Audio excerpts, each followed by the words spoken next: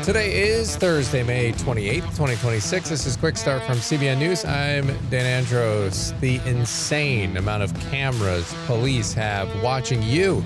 Well, that top story and more on today's podcast, where we bring you news from a Christian perspective. Don't forget to subscribe and leave a rating. You can always email us, quickstartpodcast@cbn.org. Glad you're here with us, getting through the news of the day. We're here each and every weekday, bright and early. With me today, CBN's Trey Gons-Phillips and Madison Seals. On the focus story, 3 Virginia students are challenging laws that deny them college tuition grant funds. Yeah, these students are appealing after officials denied them these grants for choosing the quote-unquote wrong religious degrees. So we'll get into that story as it's developing. All right, looking forward to the details there coming up in just a moment. Also, on the main thing, there are an insane amount of cameras watching America's roads, tracking your car, your location, and even more. And this growing surveillance network is raising some major privacy concerns nationwide. CBN's Dale Hurd has more coming up on the main thing. All right, right now we're going to go to the news in 90 seconds. And President Trump says he is not backing down in negotiations with Iran, declaring that he, quote, doesn't care about the midterms, end quote, and warned Tehran it won't be able to simply wait him out politically. The White House is denying reports from Iranian state media claiming the U.S. is preparing to ease sanctions or lift a blockade in exchange for reopening the Strait of Hormuz. Officials called the leaked draft memo a complete fabrication. President Trump's also taken a hard line on Iran's nuclear program, saying he does not want Russia or China taking possession of Iran's highly enriched uranium, insisting there will be no sanctions, no money, no nothing until Iran complies with U.S. demands. And Sudan's civil war... Sudan's civil war has become what many aid groups call the world's worst humanitarian crisis, with cities destroyed, millions displaced, and growing accusations of genocide and war crimes. CBN News gained rare access inside the country, where entire neighborhoods now sit abandoned and scarred by fighting between Sudanese armed forces and the paramilitary RSF. CBN's John Jessup has more over at cbnnews.com. And guys, this war just continues to drag on, and you just wonder, where is the end in sight? President Trump keeps saying gas prices will come down soon, but this ceasefire is fragile, and it's just something we need to be praying for, because it doesn't seem like there's a clean end here right now anytime soon. Every morning when I read the latest on where things are standing with this operation, I do wonder. It's like, well, what is accomplished mean? It's not ultimately that clear what exactly mission accomplished would mean in this situation, which I think muddies it, right? It makes it even more complicated to know when does it end? When do we leave? When does the United States accomplish what it wants to accomplish? And are our goals the same as Israel's goals? Obviously, they're our allies, so them being safe is good for us as well. So I think the longer this drags on, the more complicated it seems to be, because we just get further and further enmeshed into this the ongoing battle in the Middle East, especially as it pertains to Israel. Yeah, and at the end of the day, I think all of this back and forth just shows that we can't trust Iran. We've got this relationship with Israel where it seems like there's some transparency and honesty and trust there, but ultimately we can't really take anything that Iran says for a word. It just, everything keeps changing and going back and forth, and at least Trump seems like he's taking a hardline stance. That's what he keeps saying. He seems to have his thumb on what's happening and how to negotiate and how to keep the U.S.'s stance of power that we currently have. But for all of us watching, it seems very confusing. And I think that shows in the economy, the housing market. Everybody's afraid to make any moves with their money because everything is just so up in the air currently. Yep. Certainly is. And we definitely need, as I said, to keep that one in our prayers, because the longer it goes on, the harder this is going to get for everyone involved. All right, we are going to go now over to the focus story. And as we mentioned there at the top of the podcast, 3 Virginia students are challenging laws that deny them college tuition grant funds. So, Madison, tell me about what's going on here. Yeah, this is a case that 3 students from Liberty University are bringing against the State Council of Higher Education for Virginia and the Virginia Department of Military Affairs because they were denied tuition grants based on their religious degrees. 2 of the students are going to be sophomores there in the fall, and one of them is a graduate student, but all of them were excluded from grants because they chose programs that these state officials referred to as religious training or theological education. So the student, Cameron Johnson, is majoring in pastoral leadership, and he was denied a VTAG award, which is a grant for tuition assistance in the state of Virginia, for his freshman year that he was otherwise qualified for because of his chosen major. And then another freshman student named Luke Thomas plans on majoring in music and worship at Liberty, but that major is also ineligible for VTAG for the same reason. And the third student, Trey Stevens, is a member of the Virginia Army National Guard, and he graduated with a degree in religion last summer and is currently majoring or getting his master in divinity programs, which he wants to be a military chaplain in the future. And what's interesting about his situation is that his religion major was approved for the VTAG award, but the Department of Military Affairs still denied him a National Guard grant because they said that program is too religious. It's a very subjective thing to say that a certain degree is too religious. And considering that these students attend Liberty University, which offers both secular and degrees in the religious realm, I wouldn't really be surprised if there's other students that have faced the same denial of grants and just didn't challenge it. And how is the case actually playing out so far? Well, these 3 students partnered with attorneys from Alliance Defending Freedom who are representing them and filed their brief with the U.S. Court of Appeals for the Fourth Circuit this week. So this is still in the beginning stages. But basically, they're arguing that the First Amendment prohibits the government from excluding students from grants available to all other students solely because they picked religious degrees. And that policies that do this are basically treating religious students as second-class citizens, when, of course, we know otherwise. These are some of the most upstanding and honest and hardworking students most of the time.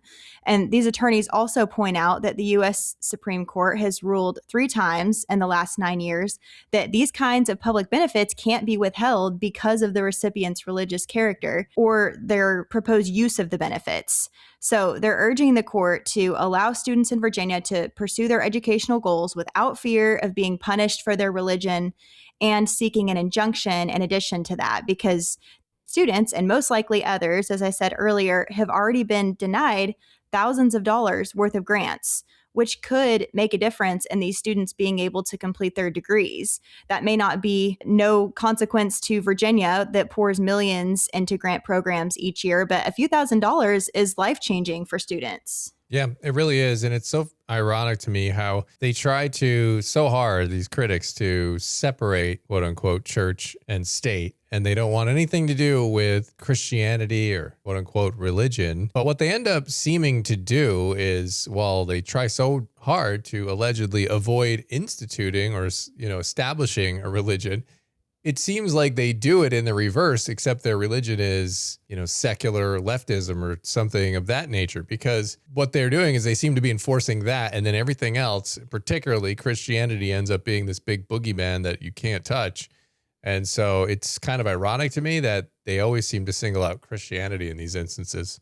It's also just a complete contradiction of terms, right? We can't fund religious majors because of the separation of church and state. But we can tell you that you're not allowed to study a religious major because of separation of church and state. So which are you allowed to weigh in on my faith, or are you not allowed to weigh in on my faith? Because if you're not allowed to weigh in on my faith, then I think you should just, I'm going to fund your 4-year degree and you can study whatever you want to study, as long as you're not studying, how to be a terrorist or something. I just don't understand how we can have this contradiction and the government doesn't see the contradiction. But then again, maybe they do see the contradiction and it's just they don't really care. Final thoughts, Madison?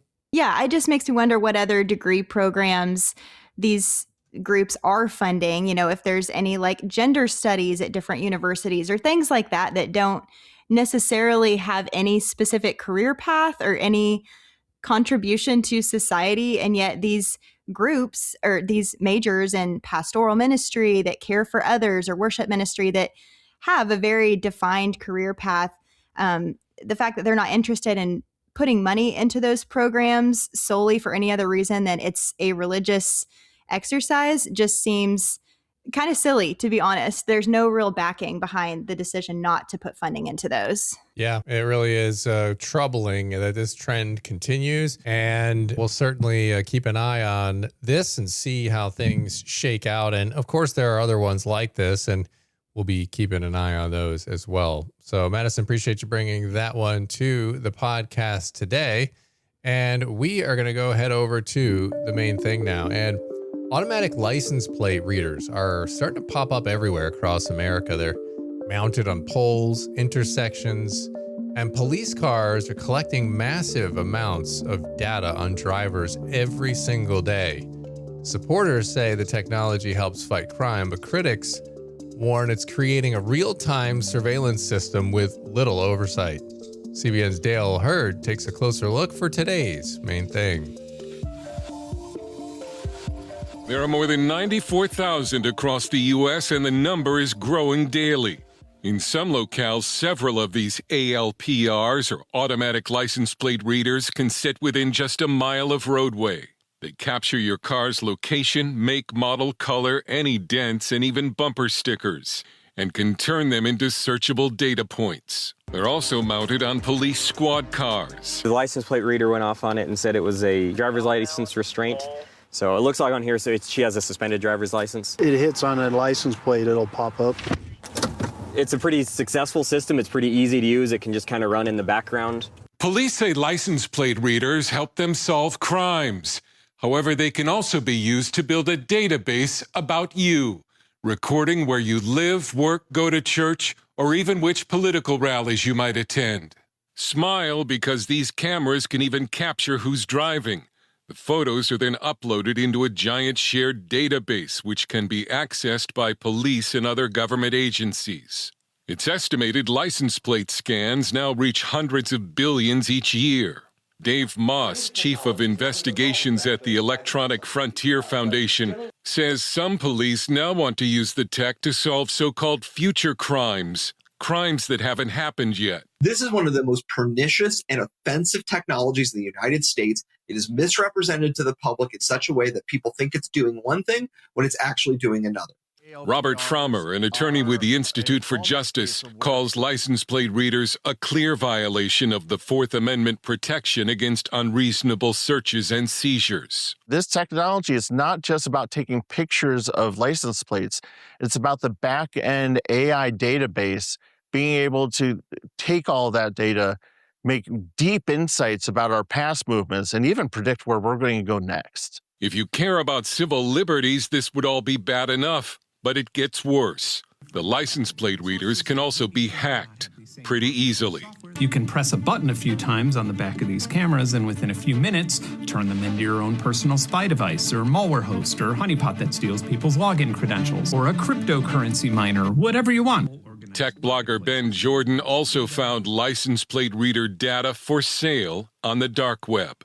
Some police officers have also been caught using stored data to stalk people. So we've seen dozens of cases of law enforcement officers abusing the system to stalk their exes, to look up stuff on women they're attracted to go after their neighbors or people they have it out for. I mean, it's a particularly tempting system because it's, with, millions of searches coming through in a given month, it's very hard for a law enforcement agency to verify that each one is legitimate.